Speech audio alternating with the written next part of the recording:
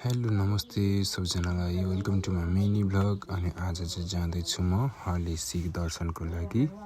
अनि हामी चाहिँ यो रोसी खोला हुँदै जानुपर्ने हुन्छ। यता चाहिँ रहेको छ रोसी खोला बाडीको पछिको यो बाटो, यता रहेको छ मेरो गाडी। अनि हामी चाहिँ जाँदैछौँ सिन्धुलीको यो बाटो।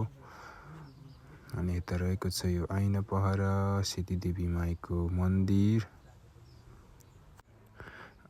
अनि यता चाहिँ हामी हल्का जाम परेको थियो। अनि यता रहेको छ हामी खाना खानलाई रोकेको खुलकोट।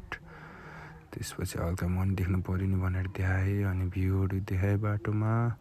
त्यसपछि हामी पुगेर बिहानै मन्दिर दर्शनको लागि म चाहिँ निस्केँ। यता रहेको छ हलेसी महादेवको गुफा, पूजाको सामान मेरो यस्तो राम्रो छ।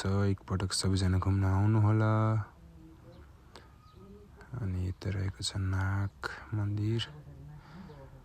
अनि एकछिन मैले के बोलेँ तर मैले भोइस ओभर गरेर सबै डिलिट गरेँ।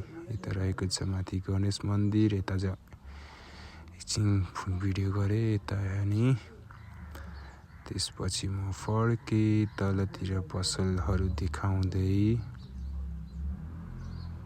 अनि होटल आएर खाजा खाएँ। भित्रको यस्तो रहेको छ हामी बसेको होटल।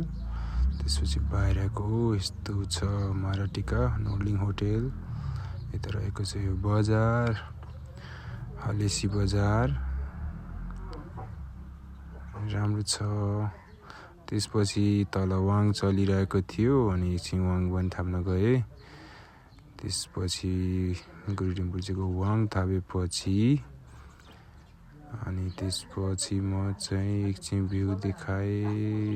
यो चाहिँ माथिको घुम्ने ठाउँ। अनि एकछिन खाना आएर रेस्ट गरेँ। त्यसपछि हामी यो ब्युटिफुल भ्यू हेर्दै फर्केँ काठमाडौँ। धन्यवाद सबैजनालाई।